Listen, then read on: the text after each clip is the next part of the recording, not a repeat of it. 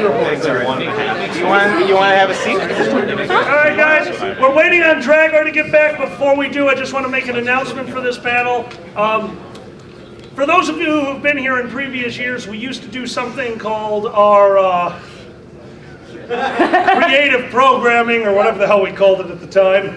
That was when we did games like Conwide Kings and other drunken lunacy. If you didn't notice, those panels are off the book this year. Now, we hope to bring them back in later years, but this year we want to show you guys, we want to actually sit up here and discuss booze with all of you. So if you brought in booze, especially if you brought in booze, That's valid. Come on. you brought in booze from the hotel, please feel free to imbibe. Guys, if it's not from the hotel, you better be putting it in a nondescript cup. Please, please, It's fizzy water. please. Feel fee. Plausible Fee, fi, deniability. fo, fum. I'm drunk and you're dumb.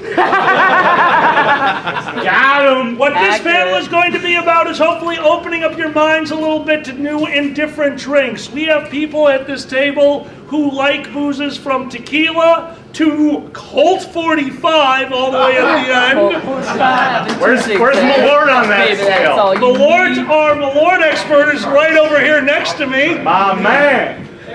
We have people who like single malt scotches. We have people who like shitty beer, good beer. People that can tell the difference between a good wine and a shitty wine, and people that drink out of the spit bucket.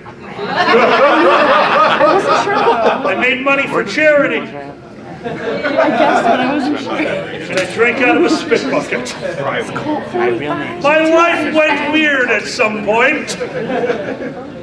So today we are going to be talking to you about alcohol, and we're also going to get some of your stories. This isn't an interactive panel. We're going to be playing a lot of a game called 5 Second Story. So I don't have to keep re-explaining it. Allow me to tell you what that is.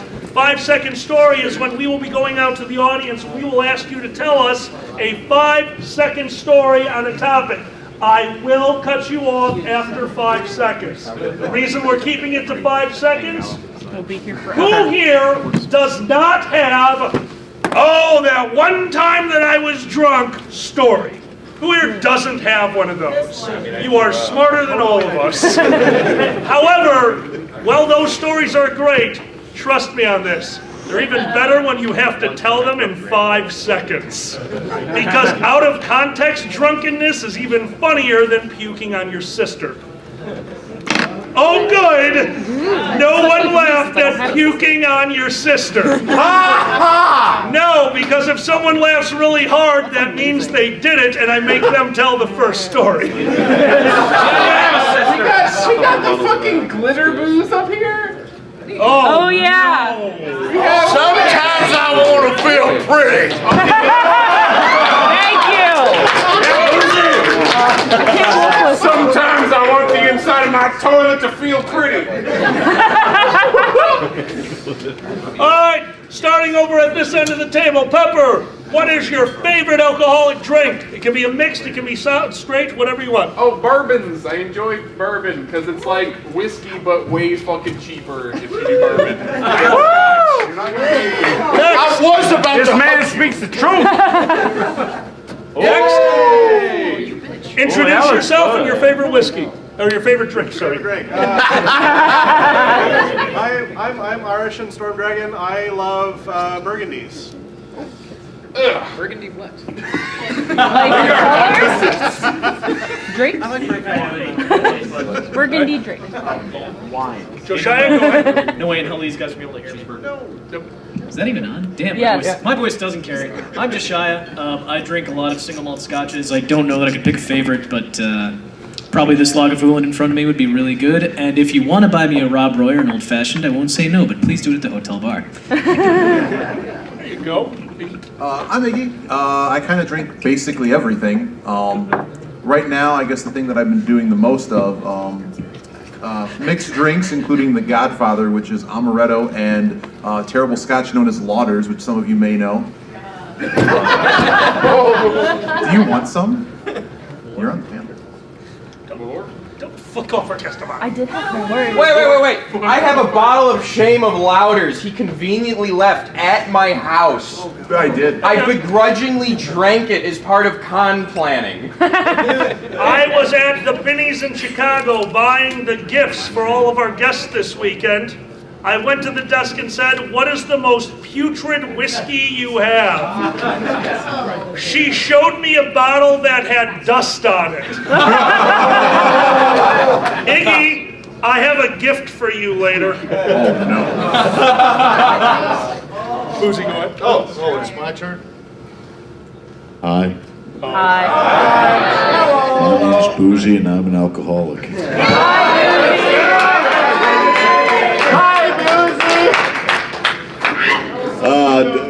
My favorite drink is bourbon because it's not cheap, you reprobate. You're the guy who goes and buys like the $4 bottle of Kentucky Gentleman, aren't you? I don't mean capital C cheap. I mean like literally it just costs less than fucking scotch. No, it doesn't. This is $47 a glass. This is Jefferson at Sea cast strength. It's a very small batch that they age on an ocean liner. Wow. Does it taste like the ocean? It's aged on a ocean liner. Why? This cost more than your wardrobe. Because hipsters. Well, I mean, to be fair. I exclusively shop at secondhand stores. Because that's what a communist would do. My name is Alkali. I'm definitely an alcoholic. My favorite drink is a good Blanco tequila. Thank you. Hi, I'm Avon. Mine is also a good bourbon, though if I had to pick a second, it would be a good Canadian whiskey. Hi, my name is Crimson. I'm a DI, and so I'm contractually obligated to say that my favorite drink is good scotch.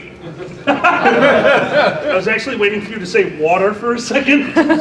I love water. I go through like 4 liters a day. I like PBR too. Oh! Same thing. All right.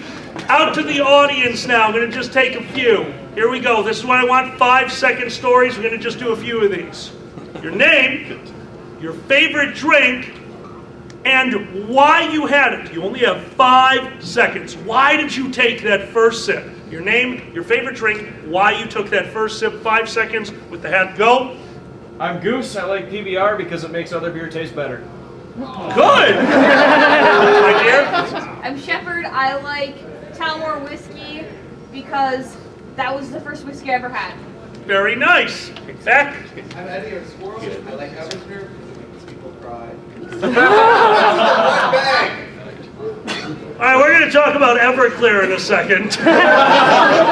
My friend in the back that cannot see me pointing at him. You knew it was me. My name is Alex. I like Irish car bombs because all my friends are pussies.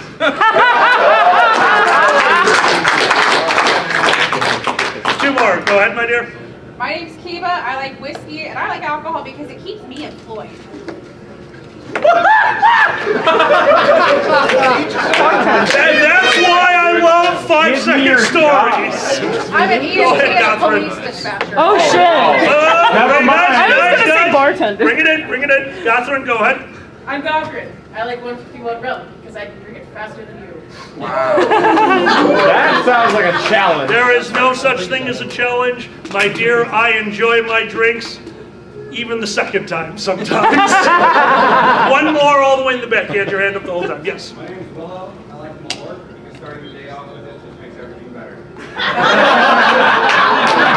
Guys, these are your fellow people in the room. Give them a round of applause. Yeah, in the world of getting things done, that's called eating the frog, and that's a little too literal. All right, we're going to start over here. So we heard a bunch of people up here talk about bourbon. Now, bourbon is one of those drinks you're not going to hear a lot about. You're going to have to find your way through it. You're going to have to taste it. So to help you along that path, our bourbon experts, let's start a discussion. Boozy, you have the Bottle more expensive than Pepper's wardrobe, so at least $7 in front of you. Yo, this furry shirt, easily the most expensive part. More than the shoes. Oh my God! Boozy, why don't you tell us why bourbon is your top tier drink? America. Honestly, bourbon whiskey is one whiskey that is actually congressionally defined. There is a law that says what is and is not bourbon whiskey and what mash there is. It's smooth. It's a wonderful oaky flavor. Unlike other barrels where they're going to reuse the same barrels from other things to give it flavor, in bourbon use only charred white oak barrels. Plus, I'm from Kentucky, and if I say I don't like bourbon, I'll be disowned. Valid. That's not, like, you guys, you're so cute in the North. You really are. Like, you walk in and you're like, oh, what's your shelf bourbon? We have Maker's Mark. I'm like, oh, you poor thing. Honestly, until right now, I thought that was baking bourbon. No, Maker's Mark, like back home, that's the well bourbon. In the bad bars, and in the bars I went to, that was the expensive stuff. Like, however, one thing, how many of you will order a blank and Coke? Sure. I've done it, yeah. Sure, why not? I'm drinking that right now. If you ever order a bourbon and Coke, two things. One, you are drinking the wrong fucking bourbon. That's what Jack Daniels was made for, goddammit. Two, don't procreate. There's a bourbon out there called Pappy Van Winkle. You're not Oh yeah, I've had that. I once watched somebody make a Pappy and Coke and I died a little inside. Oh! I'm so sorry. Oh. I'm a little Can we sick. talk about old granddad? Old? Yo, old granddad, if you bring it with you hunting, it counts as your like required 4 square inches of orange. The label is bright Dago orange. Why? It has a picture of an old man's face. You're like, when I want to buy a liquor, fucking safety orange, old man face. You know that's because when you're stumbling down the street drunk with a bottle of it, they don't think it's a gun. I'm reaching for my bourbon, officer.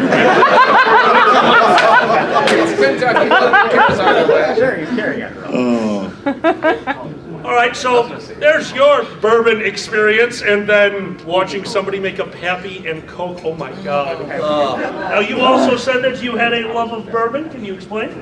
A lot of the same reasons as boozy, though similar to scotches and all of those, despite the fact that it does come from newly charred oak barrels, depending on where it's been distilled, how long it's been distilled, what floor it's been distilled, you're going to get such a wide range of flavors out of that bourbon just from that alone. And every single batch of bourbon that you get, unless it's a mixed bourbon like Makers or something like that, it's going to be unique every single time you get it. One quick thing, that most bourbons that you get on the market are actually mixed bourbons. They're blends, normally of 2 or 3 different years. They are allowed to label the bottle with the youngest age in it. Anything over a 6-year is probably not a blend. At that point, it's stupid. Anything labeled a single barrel is most likely not a blend. Anything labeled a small batch likely is a blend, but only a blend from other barrels on the same batch. You can actually taste different years when you're drinking bourbon, depending on like how the weather was where they were aging it. You can taste the year. That's a lot like really fine wines. Like when you go or you're ordering like wine from France and it's this year. Oh, Be louder. I hit it on, I swear. But it's like fine wine in France. Like you're ordering particular years and certain times when they do it, you get specific years that are known to be ridiculously good, and the next year sucks. It's very similar with bourbon, isn't it? Where you go, oh man, 1999. Like it's almost a fine wine thing in terms of if you're that much of a connoisseur of it, you're going to be able to tell the difference. It varies so much because they make bourbon. Okay, how many people here think all bourbon's made in Kentucky? You're wrong. You're wrong. There are bourbon is defined by federal law on what it is and is not. Kentucky straight bourbon whiskey is a completely different thing, and that is actually defined by Kentucky state law that says what can and cannot bear the label Kentucky straight bourbon whiskey. If you'll look at some of these bottles, like this one right here, very good bourbon, right? It says Kentucky straight bourbon whiskey because it was originally barreled in Kentucky and aged in Kentucky for 4 years before it was placed on an ocean liner. That is the minimum. You have to age it in Kentucky with limestone water, with no more than, what is it? Or no less than a 51% corn to mash volume. It must stay for 4 years in the Commonwealth of Kentucky prior to bottling for aging. A lot of the bourbons you'll get out there, they may say Kentucky style whiskey. They may say made in Kentucky. If they don't say Kentucky straight bourbon whiskey, you are buying, even if it says made in Kentucky and it doesn't say Kentucky straight bourbon whiskey, you are buying a 1 year aged bourbon with caramel coloring added. Holy shit. Wah wah. Thank you. Yeah, so that's what this is all about. Other direction. No, I was just going to say, just because it doesn't come from Kentucky doesn't mean it's not a damn fine bourbon, which is not a point that you were making. It's just. Although I want to point out, could San Francisco please stop trying to make good whiskey?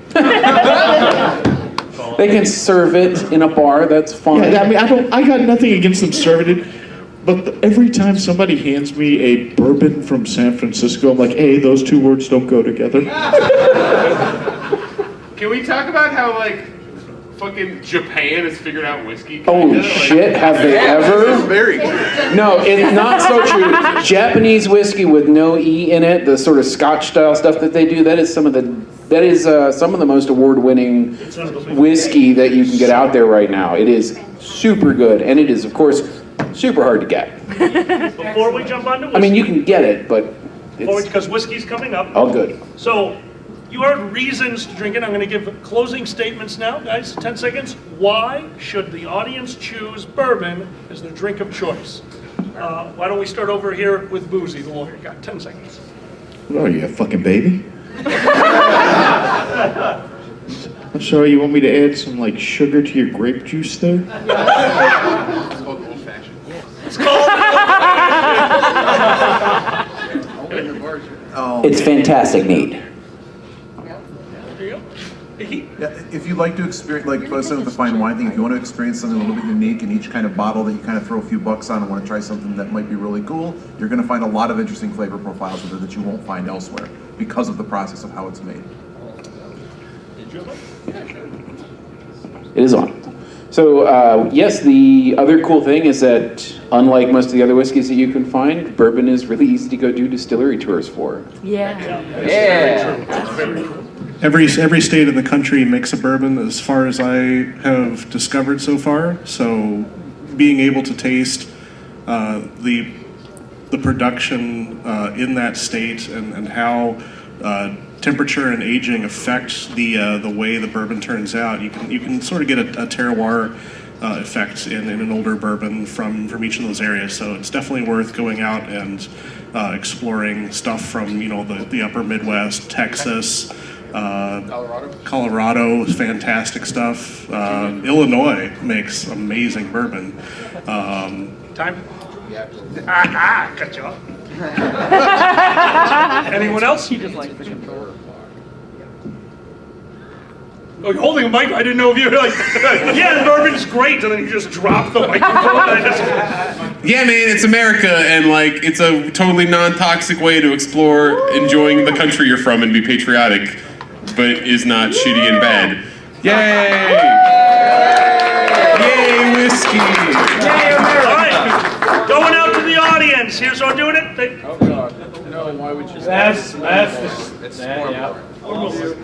5-second stories to the audience. The thing that will join all these stories together is bourbon. So you must involve bourbon in your story. It's your 5-second drunken or happy, whatever you want to do it, but it must involve bourbon. Does anyone have a 5-second bourbon story? I want to go with somebody I haven't called on yet. I do not believe I've been called on you. Go ahead. I drove to Kentucky and back to get Blanton's from Buffalo Trace. Dude! Worth it. I lost my eyebrows to a horrible Bananas Foster accident.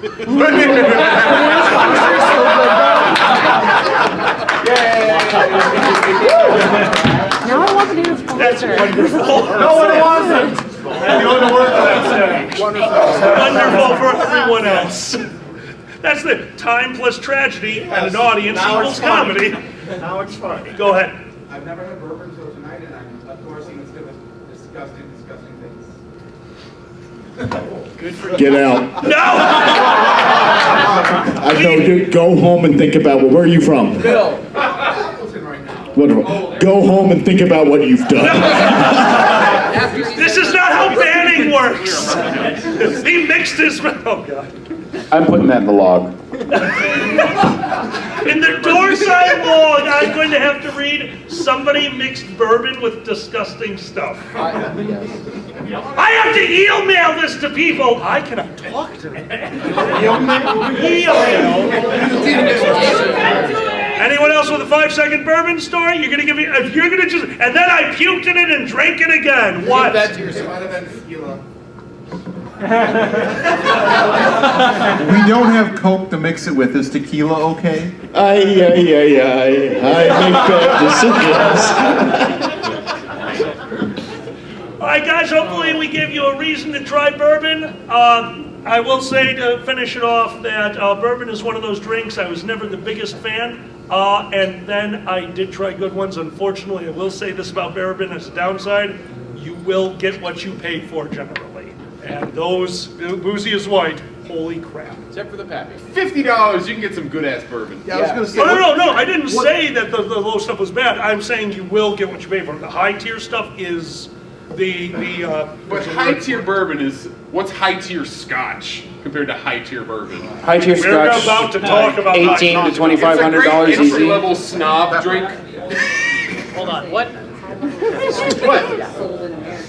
Oh, is this the fucking $10,000? It's the boat one. It was raised on the Titanic. It has almost no smell at all. You actually get a bit of the aroma. Oh, Push it around the all right.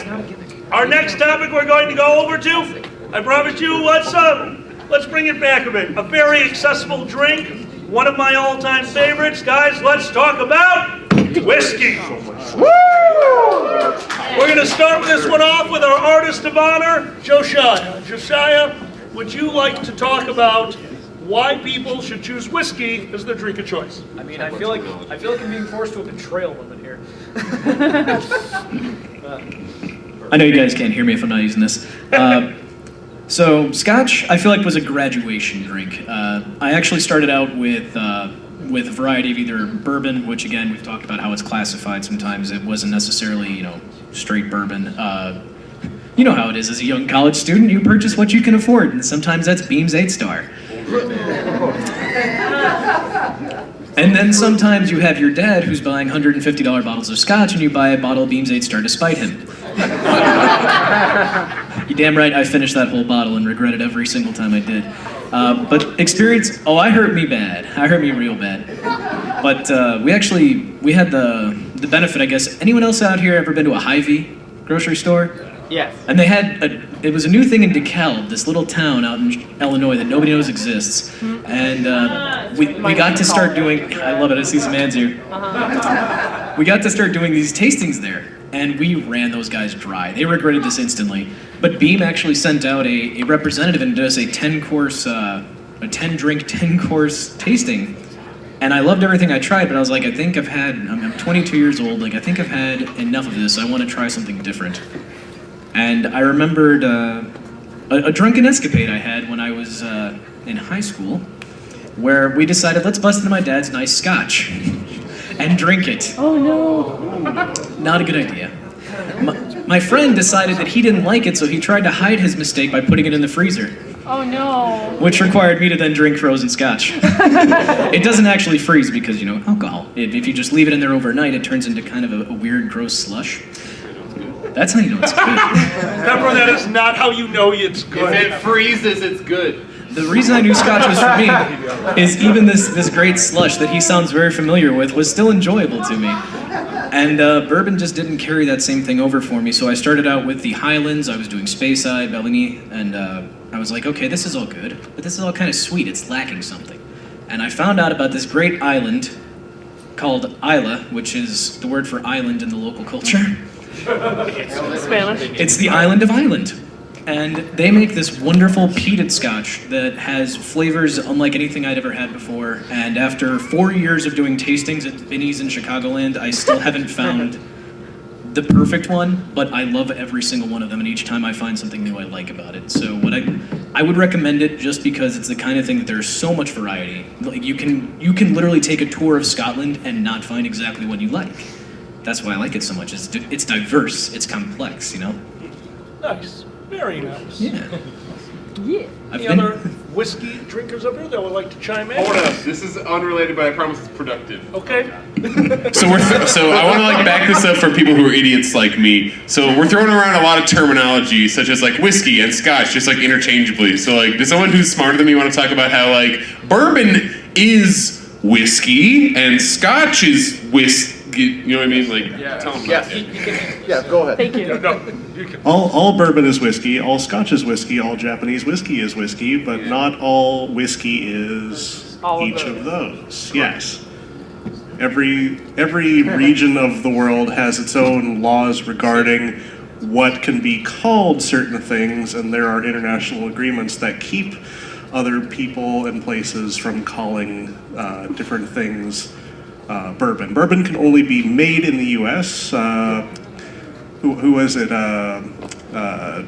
Not Canadian Club. What's the Crown Royal actually had a little bit of a litigation problem this past year with calling something a bourbon mash, and the Federal Trade Bureau went to the Canadians and were like, no. So like super generally speaking, scotch is what? It's like bourbon is America whiskey, scotch is Scotland whiskey, and then other things can just be whiskey and they can be from anywhere. German whiskey, whatever. Same ingredients, but where you make it is why you call it, right? You can make that in your toilet, it's still whiskey. Yeah. And if it's in Scotland, it could be scotch. Hold on, these guys got something. Go ahead. All right, to start with the bourbon mash, yeah, the FTC likes to do their thing. They specifically said it is made with a bourbon mash, not that it is a bourbon. That word, you can't use that word. Unless you're French. A bourbonic mash. But I digress. So the recipe for bourbon for the United States is ABC. Has to be made in America, has to be made in charred, fresh oak barrels, and 51% corn. It doesn't even have to be 51% corn anymore. Really? Yeah. They're allowing on the federal definition, if you read it, it does not say 51% corn mash anymore. They are allowing rye whiskeys to advertise themselves as bourbons now. However, if you go to a state where people take that shit seriously, yeah. Technically, I put it this way: technically, Jack Daniels is a bourbon. Yeah. Yes, it is. Technically. There is a reason why they have not advertised themselves as Jack Daniels Tennessee Bourbon. It is because back in the day, our grandfathers were better men than we were. And recognized that certain things should be differentiated, and that is why Jack Daniels is a charcoal filtered Tennessee whiskey, not a bourbon. Are you advocating for the Confederacy? We're better men than we were. I said my grandfather. How old do you think I am? My grandfather's fought more. Are you advocating for the Confederacy? You said your grandfather was a better man, and he's from the South. I thought you meant. Do you think I'm like 110? What the fuck, man? You're a teacher. I thought you meant like our grandfather, like just our ancestors. Sorry. I couldn't parse the pose. I'm gonna take it back. All right, so to go back to the original question, what makes a whiskey a whiskey? I believe a definition of whiskey is a neutral spirit that has been aged in a wood barrel. sounds right. I believe It that could to be be anything. correct. There might be a particular, but there's many. Yes, cereal grain mash. I do know that for Canadian whiskeys, for them to be a Canadian whiskey, they have to be aged for a minimum of 3 years. Now, beyond that, there is no other definition other than they have to have some rye in it for flavor. And pretty much every single Canadian whiskey, even this $200 bottle I've got right here, is a blend. Pretty much every single Canadian whiskey you find is going to be a blend. It's just how it goes there. Oh, yeah. I'm totally not distracting you by having you keep talking. Yeah, so the other thing that I think we were sort of moving, I couldn't tell if we were moving on towards Scotchier whiskeys or if we were just going more broadly.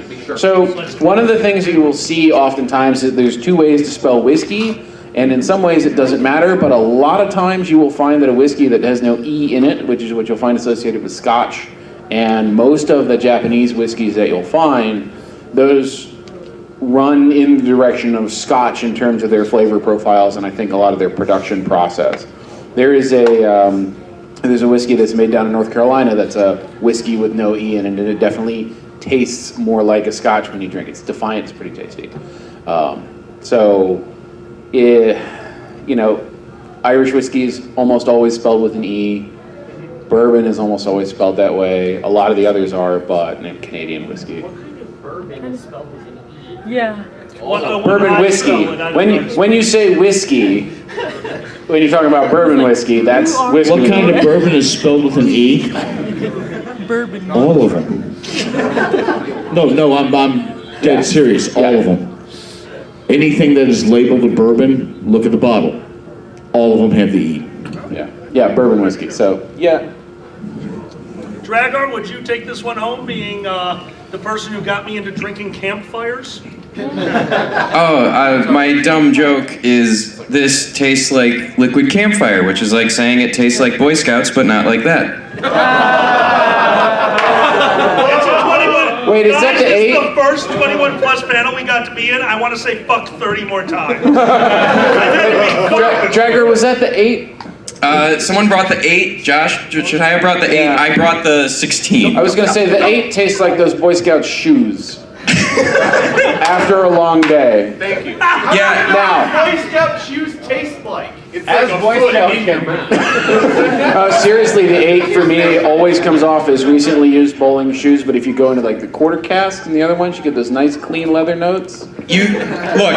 Whiskey, a lot of the good whiskeys, because of all the wood, has this varnish and foot and smoke thing going on. It's the power pine. That's peat. That's not wood, that's peat. If you like that stuff and you want to go to a party and make sure no one else drinks your bottle, go get one. There's this thing called Lafroig. If you bring it, people will curse you when you uncork it because the nose just is like someone spilled paint thinner. Yeah, it's like Malort, but good. He's not wrong. All right, panelists, I'm going to give you a moment to think while I go to the audience, because in a moment we're going to ask you for your whiskey/scotch/bourbon stories. You guys will get a little bit more time, but I'm going to go to the audience for a little bit now. I want to hear your 5-second whiskey/scotch/bourbon stories. All right? You got 5 seconds. We're going to start over here, right in front. Bada, go ahead. I got a bottle of Johnny Blue from a dumpster and shared it with all my friends. My man. You drank dumpster scotch? Yeah. It was Johnny Blue. It's barely Scotch. That's pretty awesome. That's pretty awesome. All right, we're going to go back to the person who was almost banned from the convention. Go ahead. I want to hear this nonsense. Oh, You got the better end of that. oh, now, and that right there, Pepper, look. He gave you an example of middle versus upper class. QM, go ahead. I had a lady return three fingers of a Break 18 because she told me it tasted like Band-Aids. She said Lafroig 18 tasted like Band-Aids. That's a common complaint. That hurt my soul. Right here in the middle. The middle with the glasses. We'll go to you next with glasses. Fireball and Dave's and insanity split shots. Go home and think about what you've done. Actually, if you go over to his house and give him that drink, we're gonna break him of this shit. My friend up front, go ahead. Yes. So when I was a kid, we were over at the neighbor's house. My parents were different, so it was fingers and scotch and put them out. Yeah, that works. That was Worked on my grandfather. Yep. That's how I learned to be bulimic. Alcoholic, yes. Yes, my friend. Go ahead. Go here? Yes. 1938, Old Granddad at the Hotel Acme in Chicago. I didn't pay for it. Ooh. Much better. Okay, so you're either a thief or a con artist. Either way, drink with me. My friend in the back who cannot see me pointing at him. Okay, so I was drinking Knob Creek with a friend of mine. And to make it short and sweet, it's hard to aim for a toilet when you're blind, and I didn't find out that the seat was down until the next morning.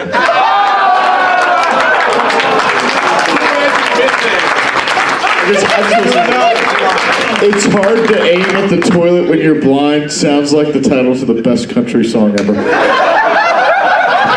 tells the dream. Yes. We're going to do a few more of these, and then I'm coming up to the panelists. I hope a few of you have stories for me in the back. My friend, yes? Yep. I was in Scotland and at a whiskey museum in Edinburgh, and there was like this Disneyland ride that you like rode on these whiskey barrels.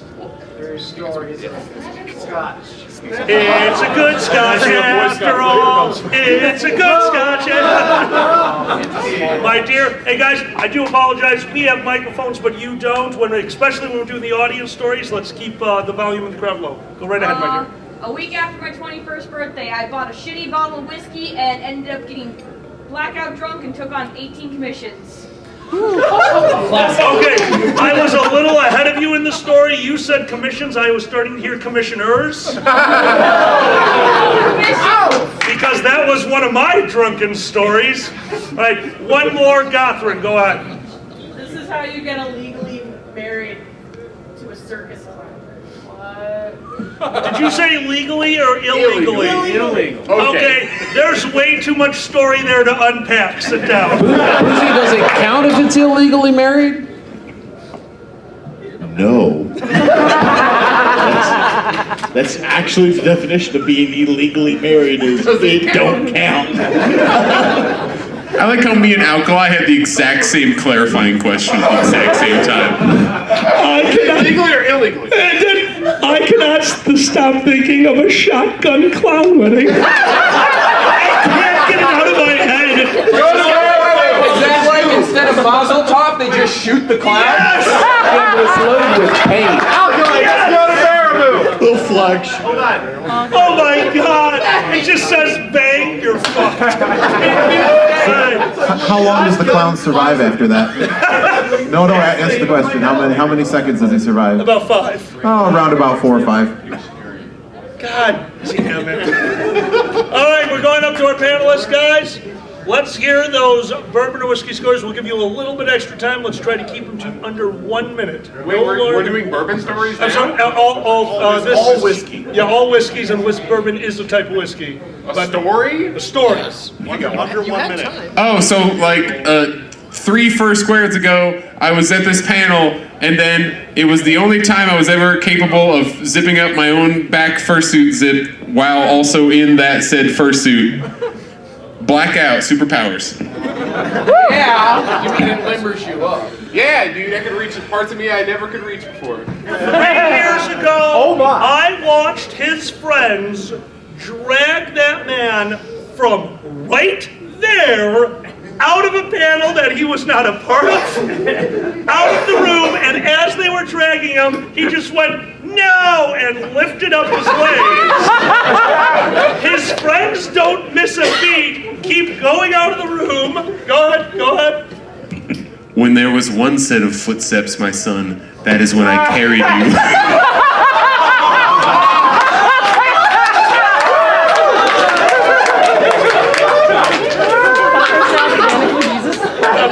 Everybody get it? Okay. Yeah. You're now canonically. Go ahead. Alkali, you know Fear, right? I know who? You know Fear, right? Really tall Fear? Okay. MFF 2013, over the course of a 3-hour tabletop card game, I drank an entire liter of 2 gingers. Oh, God. Good choice. And 2 pitchers of water. While I had this alcohol in my system, I thought it might be a good idea to pick Fear up onto my shoulders and run around the game area with the big open staircase with the area below, and run around that area as fast as I could. And the only thing I remember him saying was, "Ara, put me down. Ara, put me down." Oh no! That was survived. A good PSA of what not to do. That is awesome. If you drink a lot of water as well. I woke up. I mean, when he woke up a week later, yes. Josh, can we normalize, come on, bitch, drink it, but with water? Yes.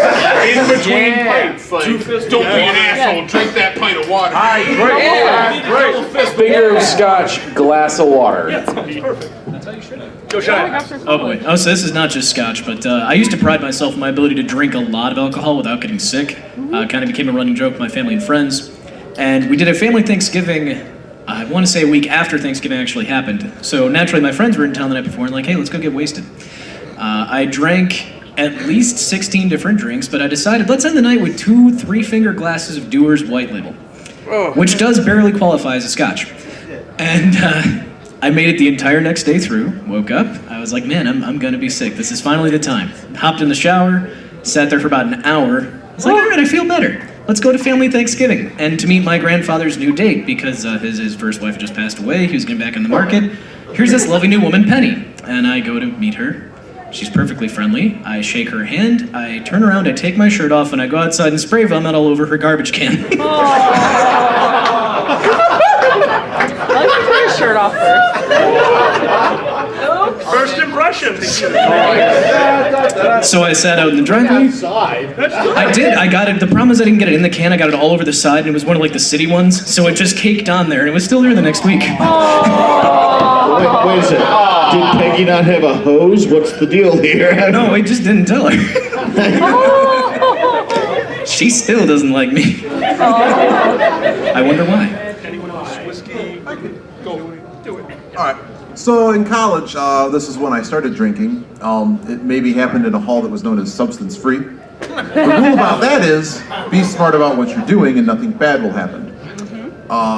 So my friends and I, we kind of got together and we drank and we started coming with drinks. The first drink that I mixed was what I call Zeben and Zeben, also known as 7 and 7.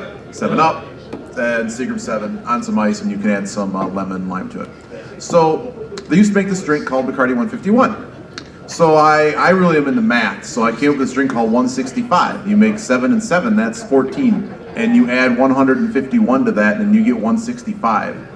And I was on new drugs at the time, and I had one of them. There was probably about 4 to 6 shots in a full solo glass of this.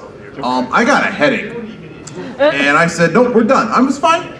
So my friend next door, kind of my drinking buddy, all of our booze, this part of the story is all the booze was stored in one person's room because we didn't want everyone to get caught, so we just had one person be the booze store. Plus they had the nice fridge. At any rate, hey, if it ain't chilled. At any rate, so the whole story goes, we're playing video game stuff. I'm laying down in my bed my head hurts. He's like, what were you drinking? And he tastes it, and he says, oh my God, I want some. So he goes into this person's room and makes the drink, because I tell him how to make it, same thing I just told you. He can't see anything because that room's in the dark, because someone's sleeping. He comes back, I was playing some video game, whatever, so he's playing it, I'm watching him.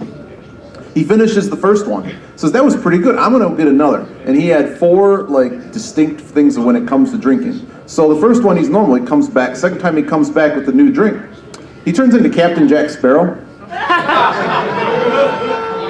He has 4 steps, this is step 1. So he does Captain Jack Sparrow, drinks it again, so that's pretty good, I'm gonna make another. There's no portion control happening here, and I'm in bed, I can't help him. Watch your time. Yes. So he goes back, makes another drink. I have no idea, but I just smell a pungent aroma of 151 in the room now. And he's still playing the game reasonably well. But he has 4 stages. We're on stage 3 now. We skipped stage 2. Remember the Batman Returns with the Joker, Heath Ledger? Yeah, he turns into Heath Ledger. And then he goes and makes another one. He comes back and he passed out in my chair. That's stage 4. He had a test on Monday. He spent all of Sunday puking. Yeah. What the hell? Is 7 and 7 not 7 Up? Yeah, it's 7 Up, Secret 7 plus Bacardi 151 on You're top. like, add some lemon lime as if you spritzed a lemon and spritzed a... We were in college. We didn't have any knives, so we just had to kind of like squeeze the lime and get something out of it. There you go. Here's what you do, 7 and 7. Take a shot, punch a lemon. You couldn't afford You just bite into that motherfucker. a citrus. You guys had to get the slice. You couldn't afford 7-Up. I don't know what to say to that.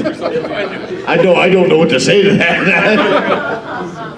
Just Pepper Coyote's lemon punching hour. Let's go. You lemon punching whores. If you smell what the lemon's cooking. We're going to jump to something now. In this YouTube. Oh, I understand. No, I have stories like that too. No, exactly. Neither can I. All right, so we're going to switch over to something very accessible. I'm going to hand it over to my good friend Pepper Coyote because now we're going to talk about beer. What is wrong with you? Only way I'll drink a Miller Lite. He's my half-breed. Why are you drinking Miller Lite? Okay. Oh no! You're the same guy from earlier, aren't you? Get out of here. That was a joke. I am the first person to admit it. Most nights you can find me in my garage, watching my TV, not trying to wake up my house, and drinking a Miller 64 or whatever the hell those are called. MGD 64? Is that what they're, or is Miller Genuine Draft? No, what's the 64 thing? Michelob Ultra. Michelob Ultra. Yeah, I don't even know what I'm drinking. It's so pathetic, but there's nothing wrong with bad beer. And to explain that, let's give it over to Pepper Coyote. No, it's true. So as a wizard of poor quality alcohol, okay, raise your hand if you do not know what a 40 is. Okay, sweet. So here we're gonna go. Everyone, think of what your favorite 40 is. Because everyone has a favorite, and we're all gonna yell it on 3. 3, 2, 1. Mickey! Private stock. All right. Bathtub booze. So this has nothing to do with beer. I'm not going to act like I'm a beer expert by any means, but at the same time, we all need to remember what malt beverage means. So if you're drinking a 40, you realize if you're drinking a Smirnoff Ice, you're drinking the same liquor, except they added a bunch of Kool-Aid to it to make it taste like that. If you're drinking anything that says the word malt beverage, same, you're drinking a Mickey's, but with varying levels of Kool-Aid, lemon flavor, apple flavor, whatever. just know it's fine, you can drink that and love it, just know what you're actually ingesting before you do the thing. Beer's great, anything you can do to get yourself into it is super fun. It's a very low price entry point snobbery thing where you can feel better than other people for liking certain kinds of beer that other people don't like. That's what beer is all about, is trying to feel better than other people. Oh, you can't drink IPAs? Oh, you puss. Oh, you don't like this darkest of dark of beers? You must, I feel superior. That's why it's the most American. And that's beer, everyone. Drink it if you like it. Next. Pepper, really quick. The darkest of dark. What is the darkest of dark beer that you have drank? Oh, my favorite is this thing from a local. I actually do appreciate, as much as I like shitty beer, I like really good beer also. It's gonna be some stuff none of you have ever had. It's what do they call it? It was a double black Thai, Thai, Thai PA. Which included Thai chili peppers in it. It was 12%, and it was the kind of dark that if you put it in a glass and swirled it, it's like oil. It just stuck to it. Darkened the glass. Love the thing. It's from this place called 8-Bit Ale Works. Is this being recorded? Give me free beer. 8-Bit Ale Works. Arizona. I go there all the time. They call me Pepper. They have no idea what I do or that anyone knows who I am. And I'm like, look, I tweet to a bunch of people. Can I get a free beer, please? Can I get one free beer? I will say this, the darkest of dark beers I've ever got to encounter is on a hidden event at Disney World called Beers Around the World. Yes. Yeah. If you've ever done Beers Around the World or been to Disney World, you know that they have, what is it, Epcot that has all the different events? Epcot World Cosmic Showcase. works there. So, me and a friend tried to do Beers Around the World, and then we got to Africa. There is a dark beer in the Africa corner of Disney that I am fairly certain is just bread that they didn't cook long enough and they put a stick in it. We were so done after drinking this. We didn't eat the next day. We were totally okay. It was just carbs and sticks. So if you ever get a chance, buy 1 cup for the table, try it, and then laugh at the beer that apparently comes from Africa because they're doing it better than all of us. Hey, the Egyptians invented Well, one caveat on drinking around the world at Epcot, they know. Oh, yeah. And they are watching you. Oh, yeah. And the moment you start to stumble, it will be very politely suggested that maybe you should go back to your hotel. Yes. They have instructions that if you are obviously inebriated at any point, they are to politely guide you back to your hotel. So I guess what I'm saying is don't start in Mexico. Only amateurs start in Mexico with the tequila. The optimum way to do it is to start in China, move over to Germany, then you want to go back over here. You end in Mexico always, though. End in Mexico always. Boozy, do you want to go to Disney? I've never been. Do you want to take me to Disney? We're going to Disney. We are going to Disney. We are going to Disney and recording it for your amusement, especially when we get escorted out by Goofy. Here's an experiment. We're all drinkers. Raise your hand if you've been to a bar. Keep your hand up if you've ever been cut off at a bar. I have been blacked out beyond blacked out. They keep serving me. What I'm saying is blame the bartenders. Okay. Hands up if you've been to a bar. Hands up if you have physically been thrown out of the bar by the bouncer. Hands up if a lovely Irishman named Sean once stabbed you in the side of your leg. What? Story time. No, you just got it. Was It this happened. in You got Kentucky too? stabbed. Yeah, actually it was. Same guy! He's stabbing everybody! Wait, was it at the bar that the horse trainers in Lexington, Kentucky go to? Because we may know the same Sean. That is Sean. In all fairness, I don't think he meant to stab me. That's not an excuse! Oh, come on. Yes, it is. Sometimes you get accidentally stabbed. Sometimes you do. Actually, I've been there. Yeah, that has happened. Now, Lucy, I want to ask you a question. You've been drinking in possibly the same bar as this gentleman who was mixing bourbon with vile substances, was it? You need to reevaluate your life choices. Oh no, that was a lovely, lovely bar. The entry process leaves a little to be desired, though, apparently. Yeah, look who they let in. Is that the cover charge, getting stabbed in the leg? That's the only way out. It's a combination blood drive and bar. It goes a lot faster once you've lost a couple pints. This place is, when I thought it's, oh God, I can't remember the name, but it's been so many years. It was a real Irish bar, and I say that, and everybody's like, oh, they sang songs. No, motherfuckers. It was a real Irish bar.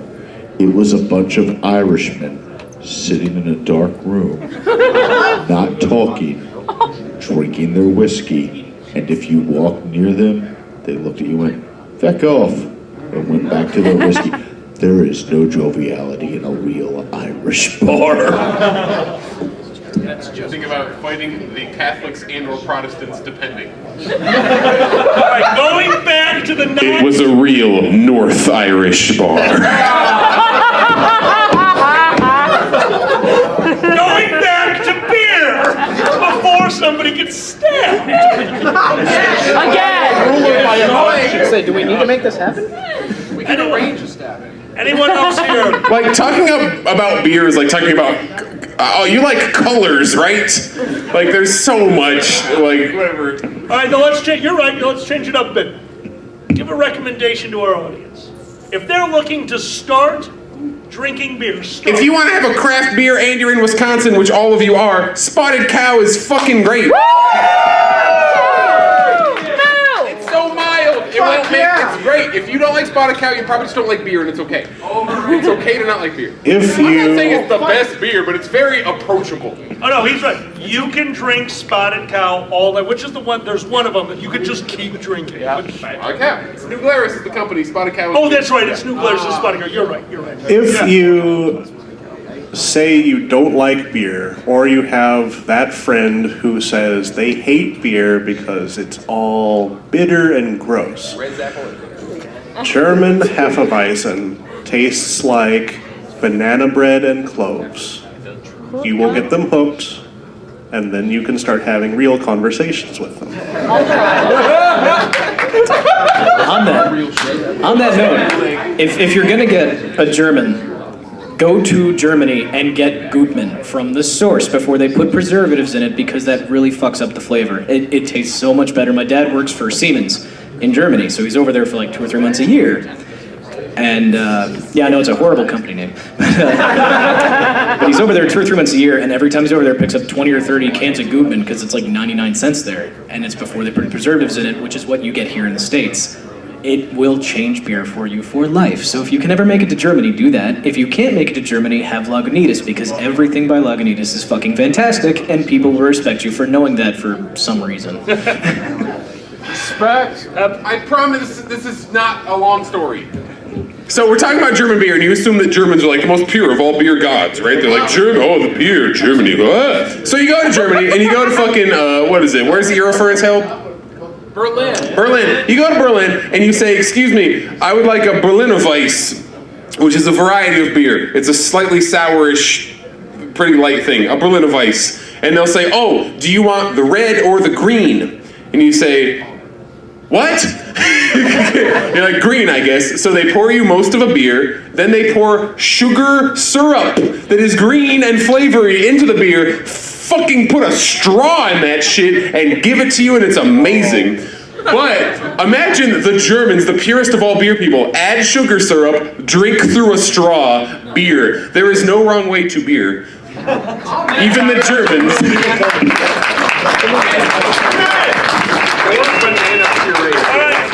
Because we're going a little over, we still have a few things we want to talk about. We're going to go off to the audience now. Let's get some 5-second stories. Beer. Let's hear your 5-second story. Beer. We're going to go around the room for a while. Why don't you sit down unless you get stabbed? Think about what you've done. I love you guys so much. Go on. I played beer pong, but didn't drink beer, drank rum, and tried to run away with raccoons. I believe this. I once did King's Cup with Sailor Jerry's, I feel you. My friend in the corner, yes? Yep. So I was in a bar in London once. I ordered a London Pride. The bartender asked me if I was sure. What the shit, Lana? She was right to ask me that, too. Right here, yep. I'm not big on beer, but I really enjoy it. A coffee stout I had, the first time I had it, was naked in the brewery for a calendar of its like. Awesome. Right here, go ahead. First experience with beer, I was probably 13, lost in the Bronx in the Irish part, and wandered into an Irish pub. And while I was waiting for my parents, or not, my cousin to come get me, they just served me beer the entire time because I was Irish. Yeah, it sounds like an actual Irish pub. That does sound real. Triple IPAs ruins friendships. That is a perfect 5-second story. Sitting down, go ahead. Yes. Yep. Yeah. Speaking of how many people hate beer, when I met him, he told me he hated beer, and I introduced him to Lake Front Brewery. He can't find a bigger beer stock. Nice. Very cool. All right. No stabbing and no mixing things. What? Boy, I've never had a fat squirrel, even though I'm a squirrel. 2.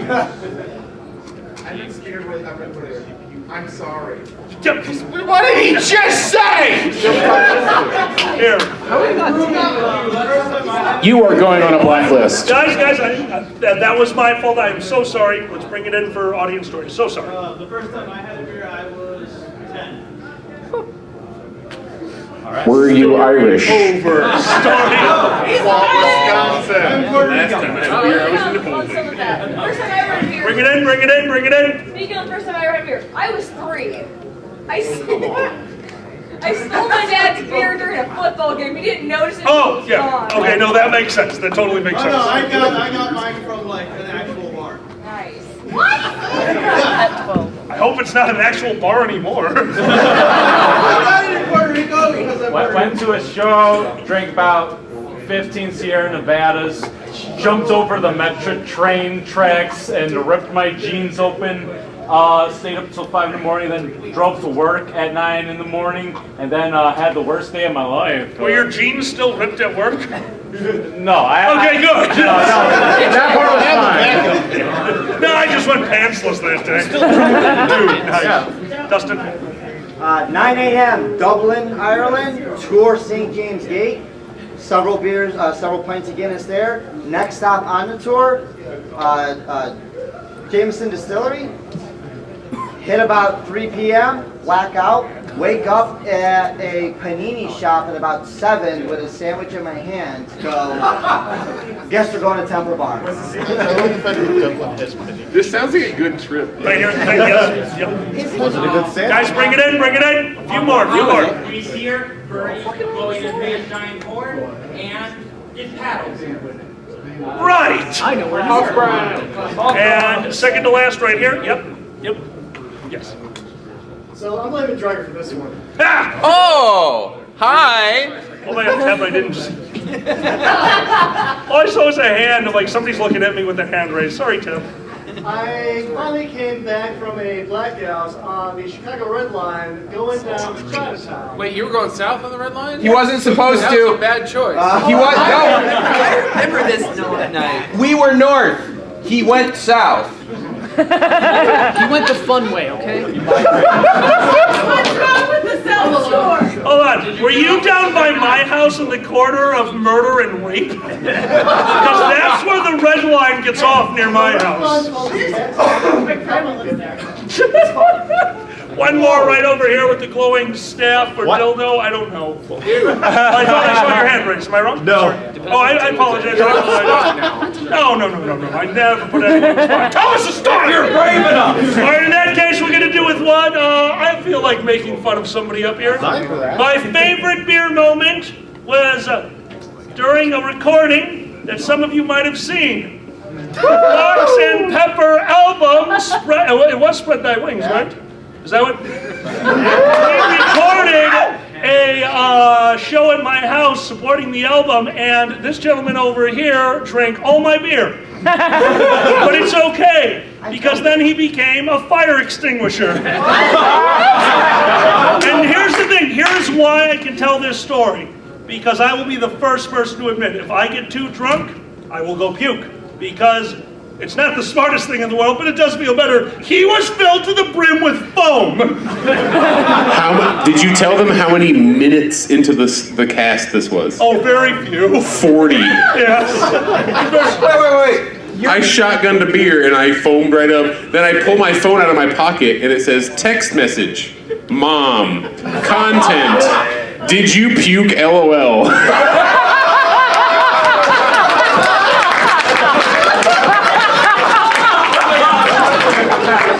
That was one of my favorite moments. Thank you. How many people up here actually have a Pepper Coyote story? Just out of curiosity. You don't know fun until you know wandering downtown Seattle late at night with Pepper Coyote because he wants a 40.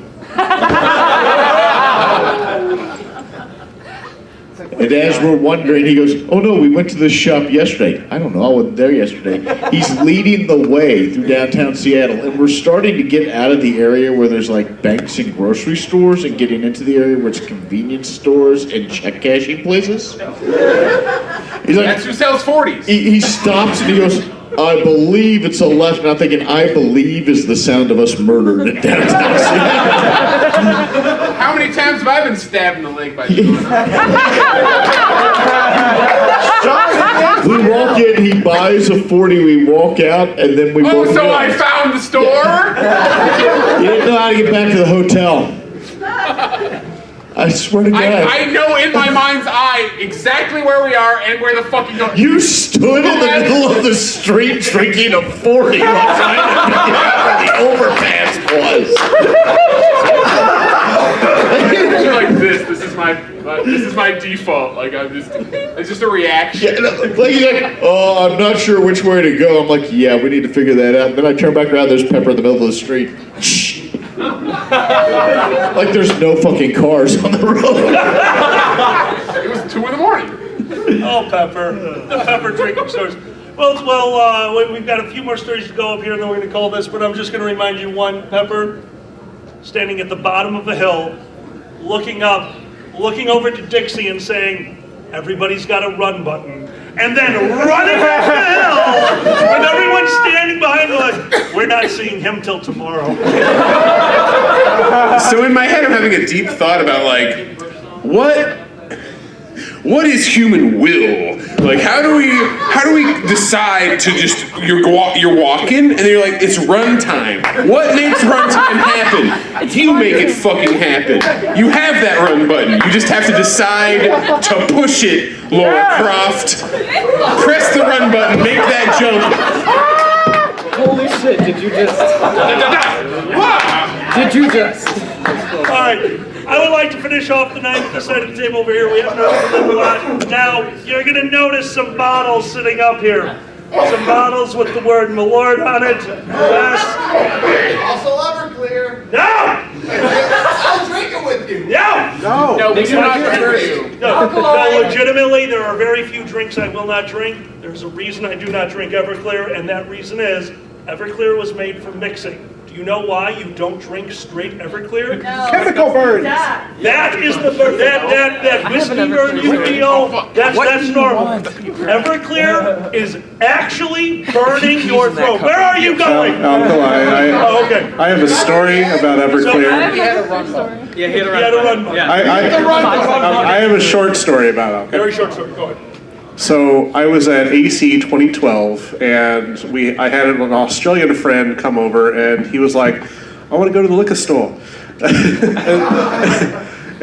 he picked up vodka, another vodka, and Everclear. We get back to the room, cool, whatever. The next morning, I'm like, "Oh shit, I forgot my toothbrush, and I've got morning breath, and it's gross." And so I see the Everclear there, and I'm like, mouthwash. No. So I take one of the little plastic cups that are next to the coffee machine, pour about a finger's worth. I'm just gonna swish and spit. So I knock it back in my mouth, swish it around for about a second, and then bolt to the bathroom and just turn the faucet on and just let it pour out of my mouth. And my mouth is full of like chemical burns. You want the good news? Those probably weren't chemical burns if you were at AC when you bought the Everclear, because full strength Everclear is not legal in the Commonwealth. Yeah, it was 151. I am very happy it was not 190. You have to cross state lines. You cannot buy. Yeah, with a permit, but it's not available for retail sale. This was 151. I I dread to know what 190 would have felt like. All right, Malort, go right ahead, my friend. All right, so the name of this panel is Alcohol Appreciation, and sometimes that appreciation is Schadenfreude. Very nice. So Malort, if you search for it online, one of the things you are going to find is Malort Face. This is a Flickr gallery of people who have taken a shot of Malort for the first time, and their reaction to this shot. Now, to give you some stories on this, or an example for this, is the word Malort translates to wormwood. Or as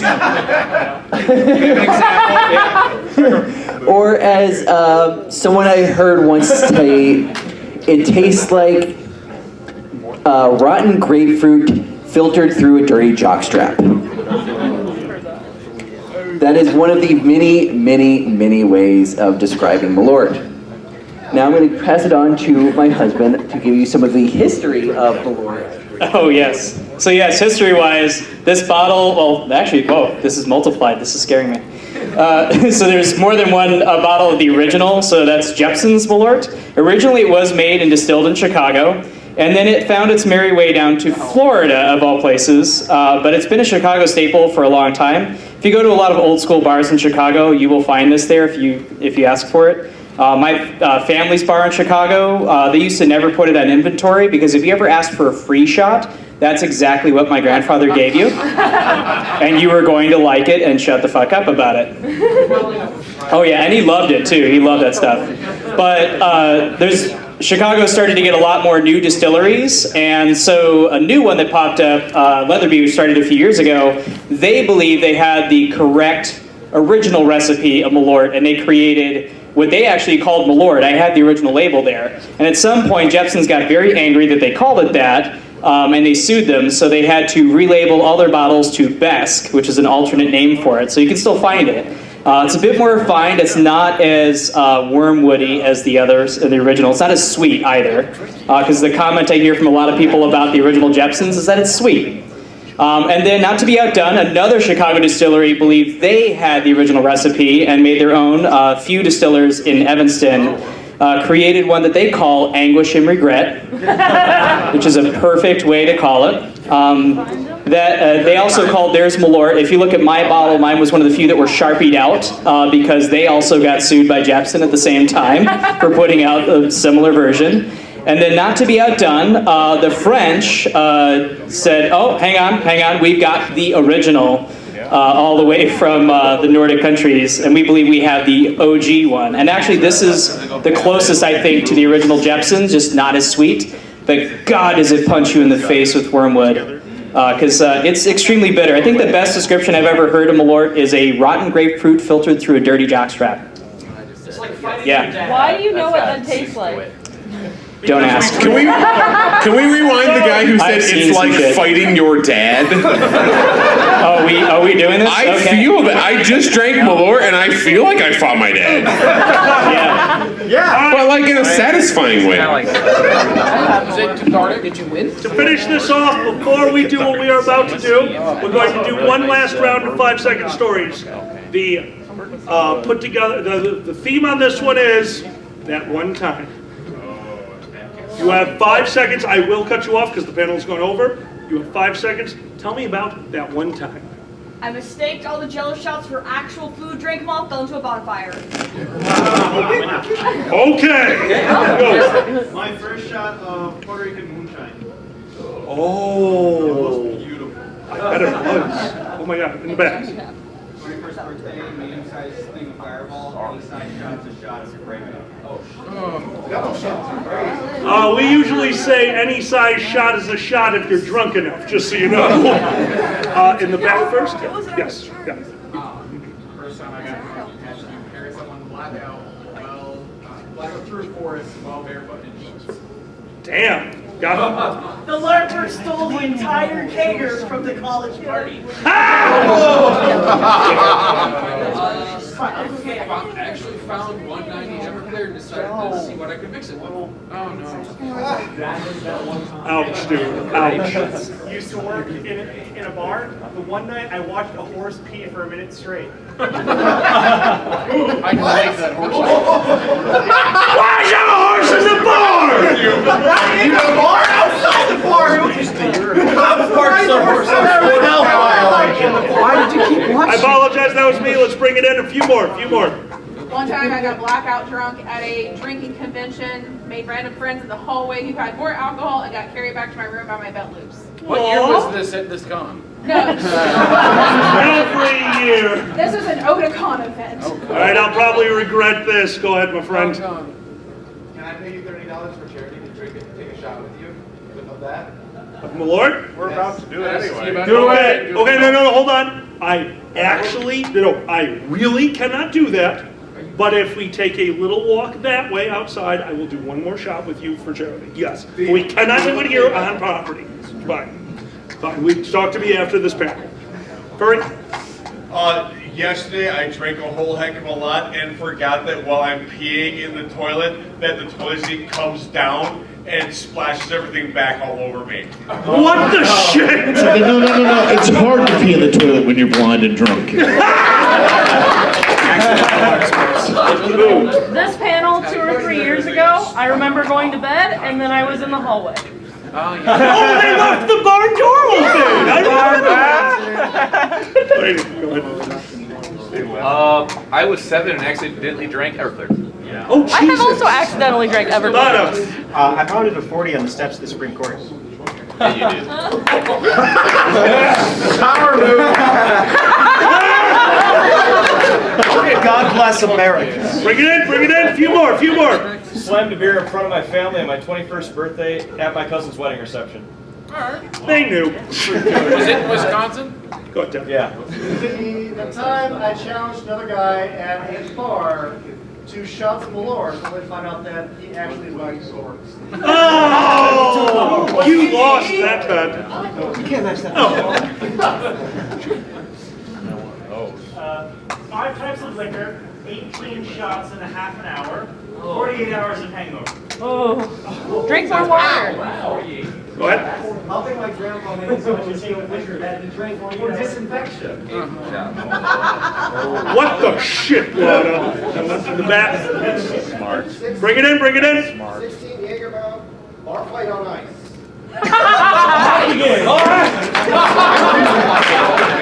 Last one, Dustin. 14 years old, roofing nail at my knee. Father gives me a shot of tequila and pours tequila on the wound. Oh no! I met your dad. That is a very legit story. Panelists, if we stand up, if you would please stand up. Sorry, I'm so. Guys, the traditional Chicago toast. See, this is a traditional Chicago drink. Watch for that Malort face, folks. Oh yeah. If you know it, please follow along. Here's to you, here's to me, forever friends we will be. And if we ever disagree, fuck you, here's to me.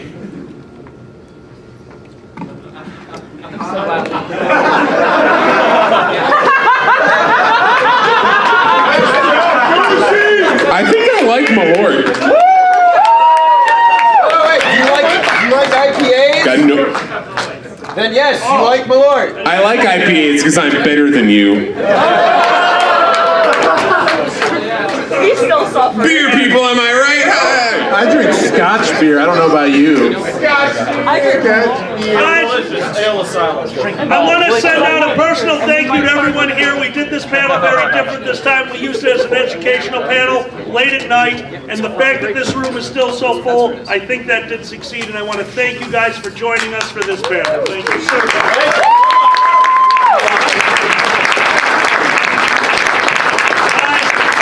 Keep your eyes open next year when some of our more wild programming returns. Remember, as I say at the end of every one of these kind of panels, the most important thing about drinking, know your limits. When your friend tells you it's time to go to bed, go to bed. Drink water as you're drinking, but most importantly, know your limits.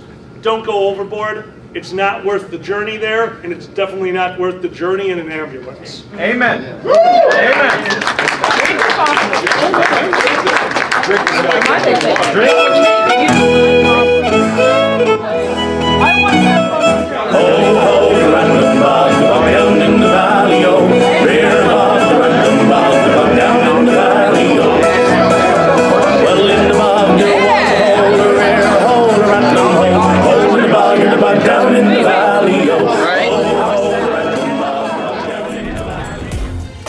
Silver Gatoman, he bought me a coffee.